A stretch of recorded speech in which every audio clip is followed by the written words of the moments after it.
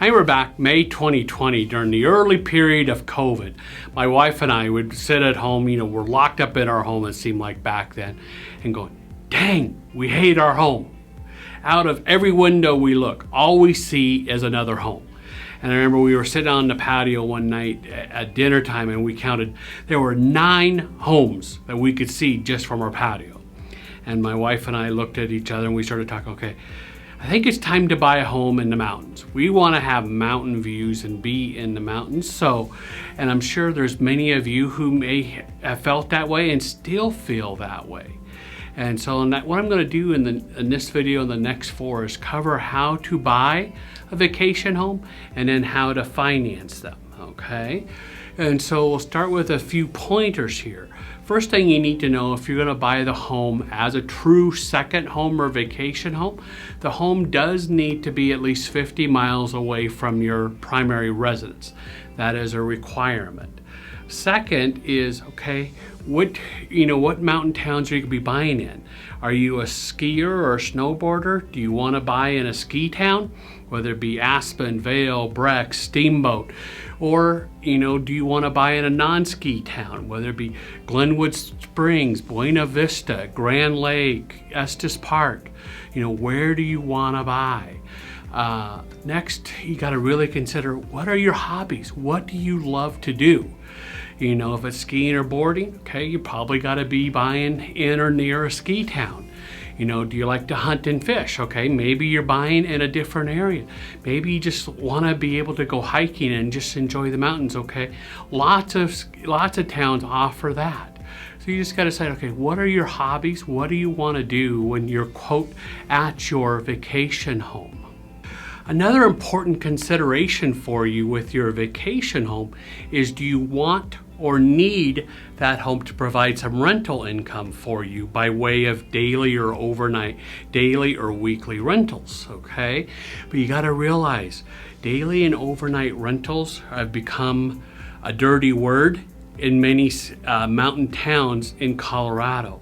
Many cities, counties, and towns are trying to either outlaw them or charge you so much in taxes or over-regulate you so that they want you to not use them that way. So it's just something, to realize, if you need that vacation or that rental income from vacation people, you got to do a lot of due diligence to find out what's allowed in the town or city and county that you're looking at. The next thing is, okay, how close to your primary residence do you want to be, outside of that 50-mile zone? Do you want to be, and it comes down to really, how often are you going to visit? If you want to go up every weekend or at least 2 weekends a month, you probably want to choose a town that's within a 2-hour drive from where you live. You don't want to buy a home as a vacation home to visit every weekend if it's 4 or 5 hours away. You won't use it that much because that's such a long drive to do every weekend. The other thing in your decision making is, when you go to your vacation home, how long are you going to be there? Is it just a weekend?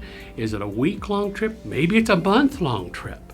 That will factor into your location of where you buy as well. Next, you got to consider, so many of the mountain towns here in Colorado are along I-70.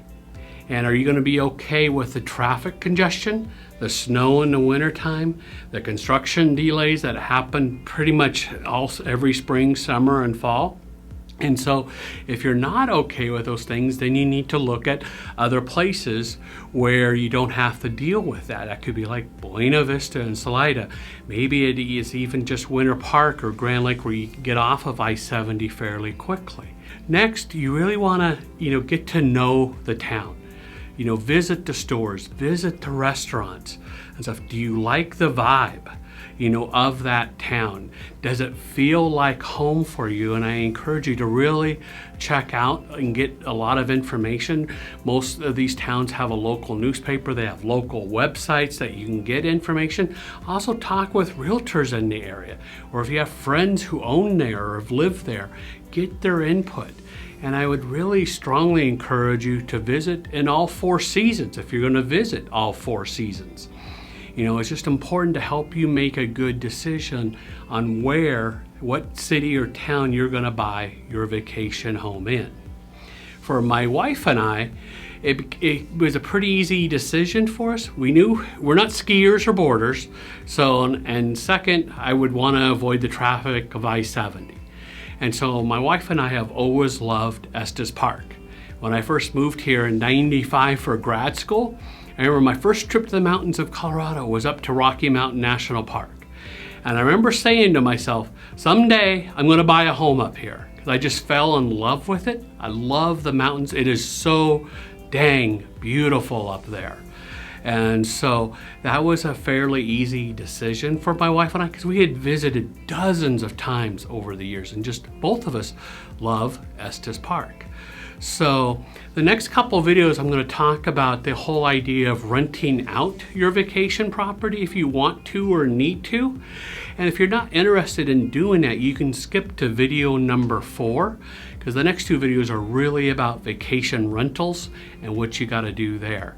So if you like this video, please subscribe to my channel, tell others about it, especially your family, friends, coworkers, maybe who are thinking about buying a vacation home themselves. And if you have any questions or comments, please just put them down below in the comment section, or you can always text me. My cell phone number is 303-881-6374.